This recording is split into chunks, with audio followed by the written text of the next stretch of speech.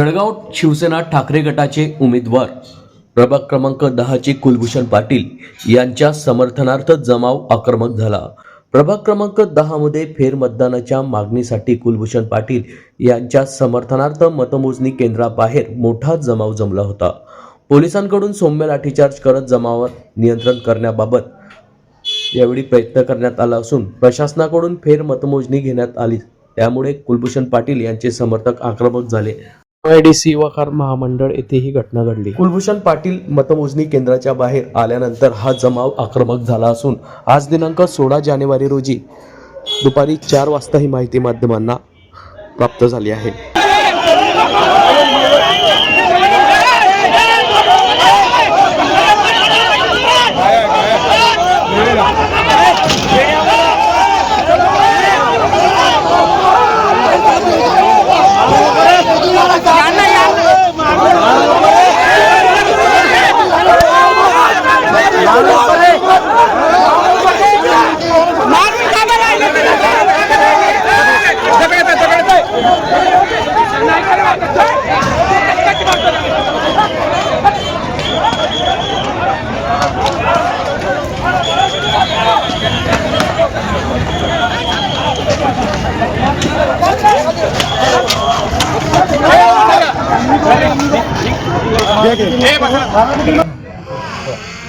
दादा काय सांगणार आपण झाडताना पाहिजे अधिकाऱ्यांनी खाली घे, थोडा खाली घे ना, वाल्मिक भाऊ खाली घे ना यार, हे बूम घे, आमची पायमल्ली करत लोकशाहीची अतिशय सत्ता मांडली। या ठिकाणी आमचे उमेदवार कोणी 60 मतांनी कोणी 100 मतांनी या फरकाने या ठिकाणी जरी पराभूत होत असले तरी मात्र प्रत्यक्षात या ठिकाणी आमच्या शेवटच्या 3 बॅलेट युनिट्सवरची मतमोजणी आम्हाला दिलीच गेली नाहीये। त्याच्यामुळे सातत्याने मागणी करतोय आमच्या मतमोजणी प्रतिनिधींकडे जे आकडे आहेत त्याच्यामध्ये मोठी तफावत आहे।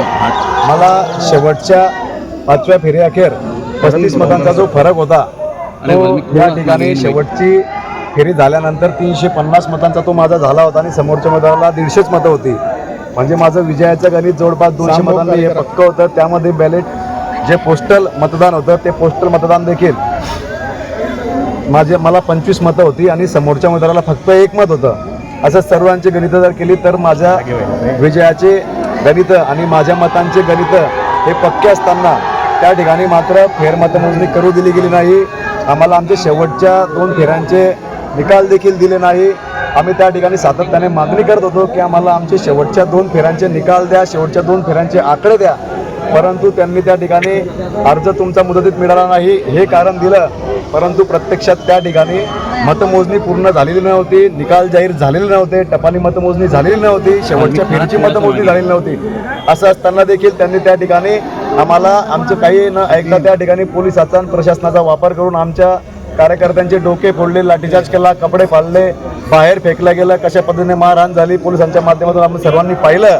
परंतु अशा पद्धतीने अतिशय लोकशाहीची थट्टा मांडण्याचं काम या ठिकाणी चालू आहे। अशा पद्धतीने निवडणुका जर झाल्या तर निश्चित तुम्हाला सांगतो लोकशाही टिकूच शकत नाही, हुकुमशाही आल्याशिवाय या ठिकाणी राहणार नाही। जर निवडणूक आयोगाचा नियम आहे की जर कुठल्याही उमेदवाराने फेरमतमोजणीचा अर्ज दिला तर त्याची फेरमतमोजणी झाली पाहिजे, परंतु या ठिकाणी आमच्या फेरमतमोजणीच्या अर्जावरती या ठिकाणी निर्णय झालेला आहे। त्यांनी आमची फेरमतमोजणीची जी या ठिकाणची आमची कैफियत होती किंवा आमची जो अर्ज होता, आमची जी तक्रार होती ती यांनी या ठिकाणी ती फेटाळली आणि आमची फेरमतमोजणी या ठिकाणी घेतलेली नाही आणि आम्हाला शेवटच्या 2 फेऱ्यांचे आकडे देखील या ठिकाणी त्यांनी दिले नाही आणि समोरच्या उमेदवाराला 130-132 मतांनी आणि दुसऱ्या उमेदवाराला 60 मतांनी त्यांनी या ठिकाणी विजय घोषित केलेला आहे। पुढचा पाऊल काय असेल यामध्ये आता खरं पाहायला गेलं तर सगळी संदिग्ध परिस्थिती या ठिकाणी निर्माण झालं आहे। ते आम्हाला त्या ठिकाणी जे छायाचित्रण केलं गेलेलं आहे त्याचे फुटेज देत नाही आहे, जे त्या ठिकाणी कॅमेऱ्याचे फोटो आहेत ते देत नाही आहे, त्या ठिकाणची चालू असलेली प्रोसेसच्या बाबतीत काही बोलत नाही आहे। आमच्या अर्जावरती जवळपास 3 तासापर्यंत त्याच्यावरती कुठलीच सुनावणी झाली नाही। 3 तास मतमोजणी चालू असताना ज्यावेळेस आम्ही त्यांना अर्ज दिले त्यांनी सर्व बॅलेट युनिट्स जमा करून ते स्ट्रॉंग रूममध्ये ठेवून दिले। आम्ही सातत्याने मागणी करत होतो ते स्ट्रॉंग रूमच्या बाहेर काढा, फेरमतमोजणी घ्या, टपाली मतमोजणी घ्या, परंतु त्यांनी कुठलीच प्रक्रिया पूर्ण केली नाही आणि शेवटी आता अशा पद्धतीने त्यांनी आता तो निकाल जाहीर केला आहे। या संदर्भात आम्ही सर्व त्या ठिकाणी लेखी पुरावे लेखी अर्ज आम्ही केलेले आहेत, त्याचे आम्ही त्यांच्याकडून आता रिसिव्ह घेऊन पुढील दाद मागण्यासाठी आम्ही आता या ठिकाणी जे कुठलं याचं अपिलीय प्राधिकरण असेल त्यामध्ये जाऊन या ठिकाणी न्याय मागणार आहे।